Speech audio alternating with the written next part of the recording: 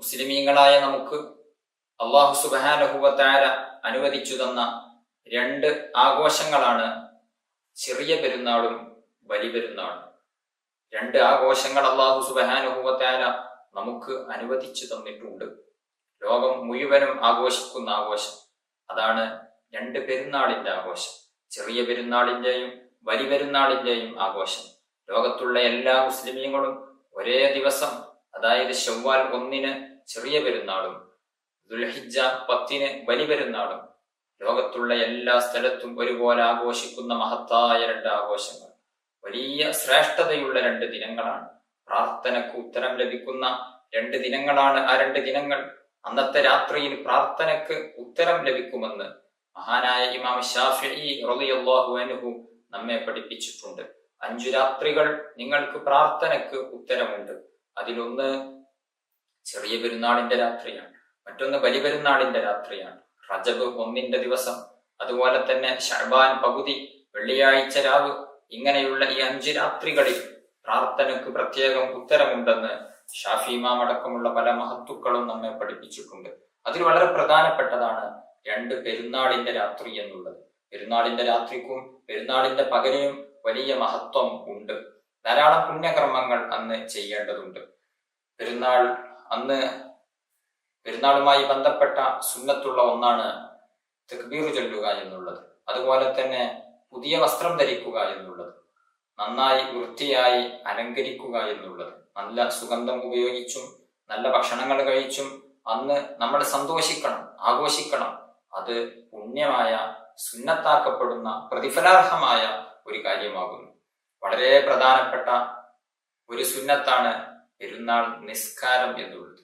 പെരുന്നാൾ നിസ്കാരം അതിന്റെ ഏറ്റവും ചുരുങ്ങിയ രൂപം സാധാരണ നാം റവാത്തിബൊക്കെ 2 റക്അത്ത് നിസ്കരിക്കുന്നത് പോലെ, അല്ലെങ്കിൽ വുളൂഇന്റെ ശേഷമുള്ള 2 റക്അത്ത് സുന്നത്ത് നിസ്കരിക്കുന്നത് പോലെ, 2 റക്അത്ത് സാധാരണ നിസ്കരിക്കുന്നത് പോലെ നിസ്കരിക്കുക എന്നുള്ളതാണ് അതിന്റെ ഏറ്റവും ചുരുങ്ങിയ രൂപം.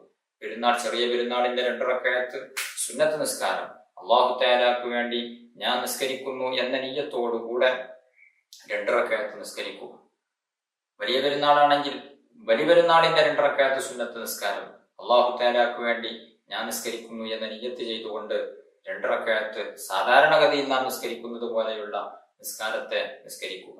ഇതാണ് ഏറ്റവും ചുരുങ്ങിയ രൂപം.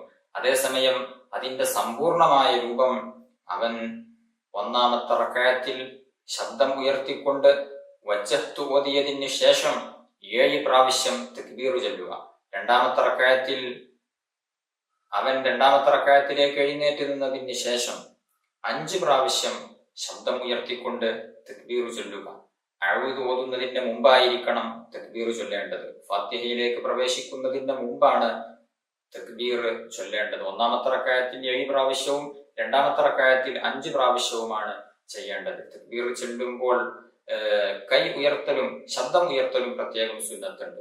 ഓരോ തക്ബീറുകൾക്ക് ശേഷവും സുബ്ഹാനല്ലാഹി വൽഹംദുലില്ലാഹി വലാ ഇലാഹ ഇല്ലല്ലാഹു വല്ലാഹു അക്ബർ എന്ന് ചൊല്ലൽ പ്രത്യേകം സുന്നത്തുണ്ട്. വലാ ഹൗല വലാ ഖുവത ഇല്ലാ ബില്ലാഹിൽ അലിയ്യിൽ അസീം എന്ന് കൂട്ടിച്ചൊല്ലലും പ്രത്യേകം സുന്നത്തുണ്ട്. അതുപോലെ തന്നെ അല്ലാഹു അക്ബർ കബീറ വൽഹംദുലില്ലാഹി കതീറ വസുബ്ഹാനല്ലാഹി ബുക്റതൻ വഅസീല വസല്ലല്ലാഹു അലാ സയ്യിദിനാ മുഹമ്മദിൻ വസല്ലമ തസ്ലീമൻ കതീറ എന്നുകൂടെ കൂട്ടുക എന്നുള്ളതും പ്രത്യേകം നല്ല കാര്യം തന്നെയാകുന്നു, സുന്നത്തുള്ള കാര്യം ആകുന്നു. ഏതായിരുന്നാലും 1-ാമത്തെ റക്അത്തിൽ 7 പ്രാവശ്യവും 2-ാമത്തെ റക്അത്തിൽ 5 പ്രാവശ്യവും തക്ബീർ ചൊല്ലുകയാണ് വേണ്ടത്. ശേഷം തക്ബീർ ചൊല്ലിയതിന് ശേഷം അഊദു ഓതി, ഫാത്തിഹ ഓതി, പിന്നീട് നമുക്ക് സൂറത്ത് ഓതണം. ഏത് സൂറത്താണ് പെരുന്നാൾ നിസ്കാരത്തിൽ ഓതേണ്ട സൂറത്ത്? 1-ാമത്തെ റക്അത്തിൽ ഖാഫ് വൽ ഖുർആനിൽ മജീദ് എന്ന് തുടങ്ങുന്ന ആ സൂറത്ത്. 2-ാമത്തെ റക്അത്തിൽ ഇഖ്തറബത്തിസ് സാഅത്തു എന്ന് തുടങ്ങുന്ന സൂറത്ത്.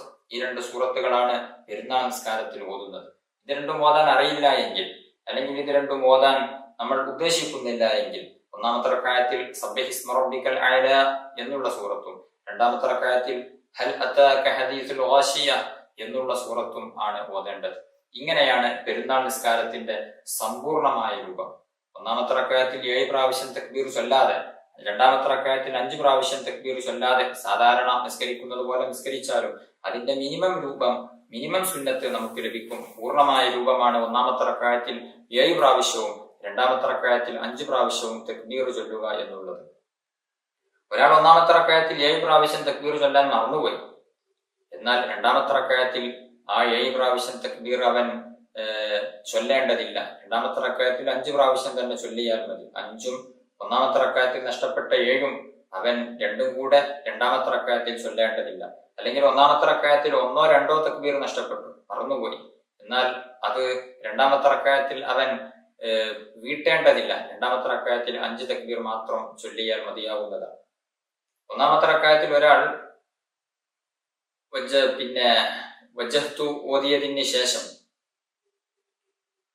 നേരെ ഫാത്തിഹ സൂറത്തിലേക്ക് പ്രവേശിച്ചു. എന്നാൽ ഇനി തക്ബീറിലേക്ക് മടങ്ങി വരേണ്ടതില്ല. അങ്ങനെ മടങ്ങി വരാൻ പാടില്ല. കാരണം ഫാത്തിഹയാകുന്ന ഫർളിൽ അവൻ പ്രവേശിച്ചു കഴിഞ്ഞു. അതുകൊണ്ട് ഇനി തക്ബീറിലേക്ക് വരേണ്ടതില്ല. ഒന്നാമത്തെ റക്അത്തിൽ വജ്ജഹ്തു ഓതിയതിന് ശേഷം 7 പ്രാവശ്യം തക്ബീർ ചൊല്ലുക, ശേഷം ഫാത്തിഹ ഓതുക. രണ്ടാമത്തെ റക്അത്തിൽ 5 പ്രാവശ്യം തക്ബീർ ചൊല്ലുക, ശേഷം ഫാത്തിഹ ഓതുക, എന്നിട്ട് സൂറത്ത് ഓതുക. ഓരോ തക്ബീറുകൾക്കിടയിലും ഞാൻ നേരത്തെ പറഞ്ഞ ദിക്ർ സുബ്ഹാനല്ലാഹി വൽഹംദുലില്ലാഹ് എന്നുള്ള ദിക്ർ ചൊല്ലുക. പെരുന്നാൾ നിസ്കാരത്തിന്റെ സമയം എപ്പോഴാകുന്നു? പെരുന്നാൾ നിസ്കാരത്തിന്റെ സമയം പെരുന്നാൾ ദിവസത്തിലെ സൂര്യൻ ഉദിച്ചതിന്റെയും അതുപോലെ തന്നെ സൂര്യൻ നമ്മുടെ തലക്ക് നേരെ മുകളിൽ നിന്ന് തെറ്റി ളുഹറിന്റെ സമയമാകുന്ന ആ സമയം. ഈ സമയങ്ങൾക്കിടയിലാണ് തുലൂഉൽ ഫജ്റിന്റെയും സവാൽ ശംസിന്റെയും ഇടയിലുള്ള സമയം. ഈ സമയത്താണ് പെരുന്നാൾ നിസ്കാരം അതിന്റെ സമയം കണക്കാക്കപ്പെട്ടിട്ടുള്ളത്. അതേസമയം ഏറ്റവും ശ്രേഷ്ഠമായ സമയം സൂര്യൻ ഒരു കുന്തത്തിന്റെ കതിർ ഉയർന്നതിന് ശേഷം നിർവഹിക്കുക എന്നുള്ളതാണ്. ഒരു കുന്തത്തിന്റെ കതിർ എന്ന് പറഞ്ഞാൽ നമ്മുടെ ദൃഷ്ടിയിൽ ഒരു കുന്തം എത്ര വലിപ്പമുണ്ടാകും അത്രയും വലിപ്പത്തിൽ നമ്മുടെ ദൃഷ്ടിയിൽ സൂര്യൻ ഉയരുന്ന സമയം ഏകദേശം 20 മിനിറ്റ് എന്നാണ് അതിനെ കണക്കാക്കപ്പെടുന്നത്. സൂര്യൻ ഉദിച്ച് ഒരു 20 മിനിറ്റ് കഴിഞ്ഞതിന് ശേഷം തുടങ്ങുക എന്നുള്ളതാണ് ഏറ്റവും ശ്രേഷ്ഠമായത്. സൂര്യൻ ഉദിച്ചതോടുകൂടെ അതിന്റെ സമയം തുടങ്ങിയെങ്കിലും സൂര്യൻ ഉദിച്ച് ഒരു 20 മിനിറ്റ് കഴിഞ്ഞതിന് ശേഷം തുടങ്ങുക എന്നുള്ളതാണ് പ്രത്യേകം ശ്രേഷ്ഠതയുള്ളത്. ഒരു നാട്ടിൽ മാസം കണ്ടതായി അറിയാതെ അവർ 30ാമത്തെ നോമ്പനുഷ്ഠിച്ചു. 30ാമത്തെ നോമ്പനുഷ്ഠിച്ച് നോമ്പൊക്കെ തുറക്കാൻ നേരത്ത്, അല്ലെങ്കിൽ നോമ്പ് തുറക്കുന്നതിന് മുമ്പ്, അല്ലെങ്കിൽ നോമ്പ് തുറന്നതിന് ശേഷം ഇന്നലെ മാസം കണ്ടിരുന്നു, ഇന്ന് പെരുന്നാളായിരുന്നു എന്ന് ബോധ്യപ്പെട്ടു, എന്ന് സ്ഥിരപ്പെട്ടു. അവർ അത് അറിഞ്ഞിട്ടില്ല. പക്ഷെ നോമ്പ് തുറന്നതിന് 30ാമത്തെ നോമ്പ് തുറന്നതിന് ശേഷം, അല്ലെങ്കിൽ നോമ്പ് തുറക്കുന്നതിന് മുമ്പൊക്കെ ആയിട്ടാണ് ഇന്നലെ മാസം കണ്ടതും ഇന്ന് പെരുന്നാളാണ് എന്നുള്ളതും അവർ അറിയുന്നത്. എന്നാൽ പിറ്റേ ദിവസം അവർക്ക് അതാ ആയിട്ട് തന്നെ പെരുന്നാൾ നിസ്കാരം നിസ്കരിക്കാവുന്നതാണ്. അതിന് വിരോധം ഇല്ല.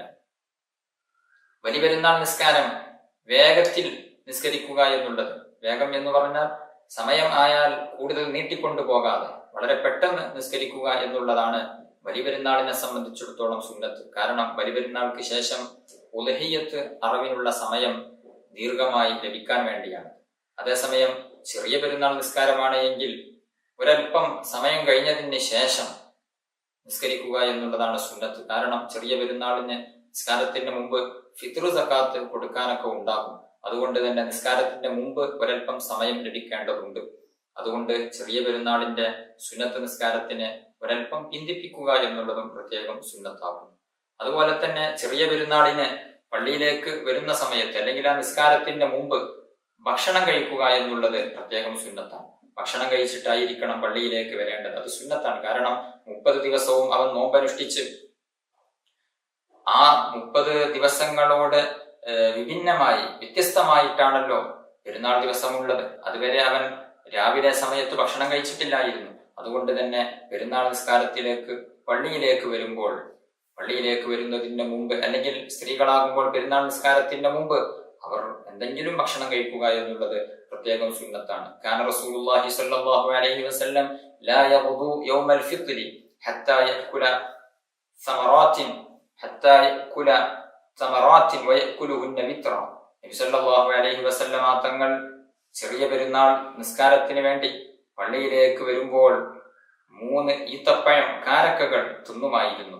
അവയെ ഒറ്റയാക്കുകയും ചെയ്തിരുന്നു. ഒന്നുകിൽ 1 അല്ലെങ്കിൽ 3 ആ രൂപത്തിൽ ഒറ്റയായ കാരക്കകളെ തിന്നിട്ടായിരുന്നു പള്ളിയിലേക്ക് വരിക എന്ന് ഇമാം ബുഖാരി റളിയല്ലാഹു അൻഹു ഉദ്ധരിക്കുന്ന ഹദീസിൽ കാണാവുന്നതാണ്.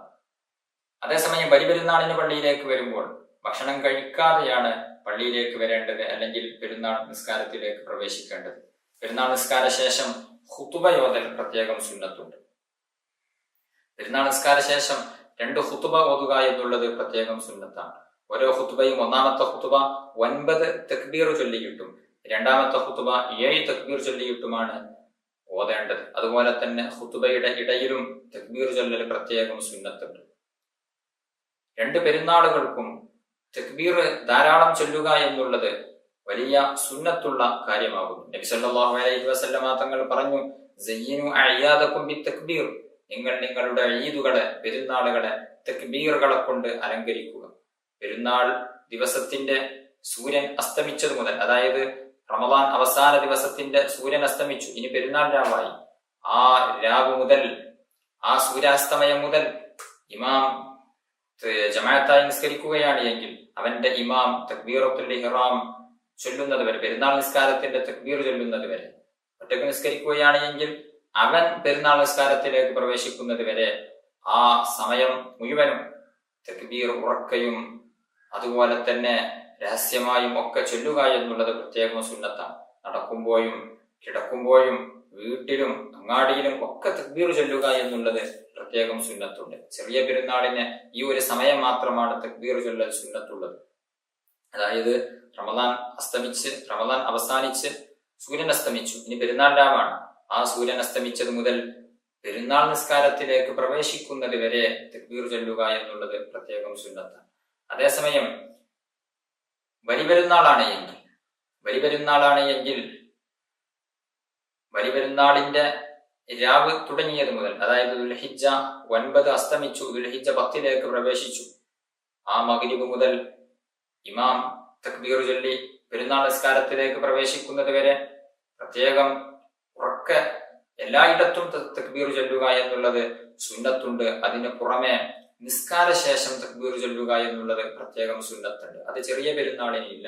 ചെറിയ പെരുന്നാളിന് നിസ്കാര ശേഷം തക്ബീർ ചൊല്ലുക എന്നുള്ള പ്രത്യേക മുഖയ്യതായ തക്ബീർ ഇല്ല. ബലിപെരുന്നാളിന് അങ്ങനെയല്ല. ബലിപെരുന്നാളിന് അറഫ ദിവസം, നമുക്ക് നമ്മുടെ നാട്ടിൽ അറഫ നോമ്പ് അനുഷ്ഠിക്കുന്ന ആ ദിവസത്തിന്റെ സുബ്ഹ് മുതൽ അയ്യാം തശ്രീഖ്, അതായത് ദുൽഹിജ്ജ 11, 12, 13 എന്നീ ദിവസങ്ങളിൽ ദുൽഹിജ്ജ 13ന്റെ അസ്ർ വരെയുള്ള നിസ്കാരങ്ങൾ, ആ നിസ്കാരങ്ങൾക്ക് ശേഷം, അത് ഏത് നിസ്കാരമാണെങ്കിലും, ജനാസ നിസ്കാരമാണെങ്കിൽ പോലും ആ നിസ്കാരത്തിന് ശേഷം തക്ബീർ ചൊല്ലുക എന്നുള്ളത് പ്രത്യേകം സുന്നത്തായ കാര്യമാകുന്നു. അതുപോലെ തന്നെ ബലിപെരുന്നാളാണ് എങ്കിൽ ദുൽഹിജ്ജ 1 മുതൽ ദുൽഹിജ്ജ 10 വരെ നാൽക്കാലികളെ കാണുന്ന സമയത്ത്, ആടുമാട് ഒട്ടകങ്ങളെ കാണുന്ന സമയത്തും അവരുടെ ശബ്ദം കേൾക്കുന്ന സമയത്തും അല്ലാഹു അക്ബർ എന്ന് തക്ബീർ ചൊല്ലൽ പ്രത്യേകം സുന്നത്താണ്. നിസ്കാര ശേഷമുള്ള തക്ബീർ അത് ചെറിയ പെരുന്നാളിന് സുന്നത്തില്ല. നിരന്തരമായി ചൊല്ലുന്ന തക്ബീറുകൾക്ക് തക്ബീർ മുർസൽ അല്ലെങ്കിൽ മുത്തലക്ക് എന്നാണ് പേര്. സൂര്യാസ്തമയം മുതൽ, അതായത് പെരുന്നാൾ രാവ് തുടങ്ങിയത് മുതൽ ഇമാമ് തക്ബീറത്തുൽ ഇഹ്റാം പ്രവേശിക്കുന്നത് വരെ നിരന്തരമായി ചൊല്ലേണ്ട തക്ബീറുകൾക്ക് തക്ബീർ മുർസല് അല്ലെങ്കിൽ തക്ബീർ മുത്തലക്ക് എന്നൊക്കെയാണ് പറയുക. നിസ്കാര ശേഷം പ്രത്യേകം ചൊല്ലാനുള്ള തക്ബീർ അത് ബലിപെരുന്നാളിനാണ് വരുന്നത്. അത്തരം തക്ബീറുകൾക്ക് തക്ബീർ മുഖയ്യദ് എന്നും പേര് പറയുന്നതാണ്. നിസ്കാര ശേഷം ബലിപെരുന്നാളിന് ചൊല്ലണം എന്ന് പറഞ്ഞ തക്ബീർ നിസ്കാരം സലാം വീട്ടിയ ഉടനെയാണ് ചൊല്ലാനുള്ളത്. നിസ്കാരത്തിന്റെ നിസ്കാര ശേഷമുള്ള ദിക്ർ ദുആകൾ, ആ ദിക്ർ ദുആകൾ തുടങ്ങുന്നതിന് മുമ്പ് സലാം വീട്ടിയ ഉടനെയാണ് നിസ്കാര ശേഷമുള്ള തക്ബീറുകൾ ചൊല്ലേണ്ടത്. ഇങ്ങനെയാണ് തക്ബീർ ചൊല്ലേണ്ട രൂപം. പെരുന്നാൾ നല്ല സന്തോഷ രൂപത്തിൽ, ഇസ്ലാം അനുവദിച്ച രൂപത്തിൽ ആഘോഷിക്കുക എന്നുള്ളത് നല്ല കാര്യമാകുന്നു. കുടുംബബന്ധം ചേർക്കലും അതുപോലെ തന്നെ നല്ല ഭക്ഷണം പാചകം ചെയ്യലും കുട്ടികളെയും മറ്റുള്ളവരെയും ഒക്കെ സന്തോഷിപ്പിക്കലും പുതുവസ്ത്രം ധരിക്കലും ഒക്കെ പെരുന്നാളിന് പ്രത്യേകം സുന്നത്തുള്ള കാര്യമാകുന്നു. അല്ലാഹു സുബ്ഹാനഹു വ തആല നമ്മുടെ നോമ്പും പെരുന്നാളും എല്ലാ കർമ്മങ്ങളും നമ്മിൽ നിന്ന് കബൂൽ ചെയ്യുമാറാവട്ടെ. റഹ്മത്തുർ റഹീമീനായ അല്ലാഹ്, ഞങ്ങൾ പറഞ്ഞതും കേട്ടതും നീ സ്വീകരിക്കണം റഹ്മാനെ. ഞങ്ങളുടെ പാപങ്ങൾ നീ പൊറുക്കണം റഹ്മാനെ. അല്ലാഹു യാ അല്ലാഹ്, ഞങ്ങളുടെ എല്ലാ ആവശ്യങ്ങളും നിറവേറ്റി തരണം റഹ്മാനെ. രോഗങ്ങൾക്ക് ശിഫാ നൽകണം റഹ്മാനെ. കടങ്ങളെ കൊണ്ട് വലഞ്ഞവർ നീ സലാമത്ത് നൽകണം റഹ്മാനെ. വീടില്ലാത്തവർ അതുപോലെ തന്നെ ജോലിയില്ലാത്തവർ എല്ലാം നീ നല്ല ജോലിയും നല്ല വീടും നീ നൽകണം റഹ്മാൻ. വിവാഹപ്രായം എത്തി നിൽക്കുന്നവർ അനുയോജ്യരായ ഇണകളെ നൽകണം റഹ്മാൻ. ഗർഭിണികളുള്ളവരുണ്ട്, സുഖപ്രസവം നൽകണം റഹ്മാൻ. അല്ലാഹുവേ, ആഖിബത്ത് നന്നായി മരിക്കാൻ ഞങ്ങൾക്ക് ഏവർക്കും നീ ഭാഗ്യം നൽകണം റഹ്മാൻ. ഞങ്ങളെ ഈമാൻ സലാമത്താക്കി തരണം റഹ്മാനെ. ഞങ്ങളിൽ പലരും നേരത്തെ മരണപ്പെട്ടു പോയി, അവർക്ക് നീ മഗ്ഫിറത്ത് നൽകണം റഹ്മാനെ. അവരുടെയും ഞങ്ങളുടെയും ഖബർ നീ സ്വർഗമാക്കണം റഹ്മാനെ. നാളെ സ്വർഗീയ ലോകത്തവരെയും ഞങ്ങളെ നീ ഒരുമിച്ച് കൂട്ടി അനുഗ്രഹിക്കണം റഹ്മാനെ. ആമീൻ ബിറഹ്മതിക യാ അർഹമർ റഹീമീൻ. വസല്ലല്ലാഹു അലാ ഖൈരി ഖൽഖിഹി സയ്യിദിനാ മുഹമ്മദിൻ വആലിഹി വസഹ്ബിഹി അജ്മഈൻ. സുബ്ഹാന റബ്ബിക റബ്ബിൽ ഇസ്സത്തി അമ്മാ യസിഫൂൻ വസലാമുൻ അലൽ മുർസലീൻ വൽഹംദുലില്ലാഹി റബ്ബിൽ ആലമീൻ.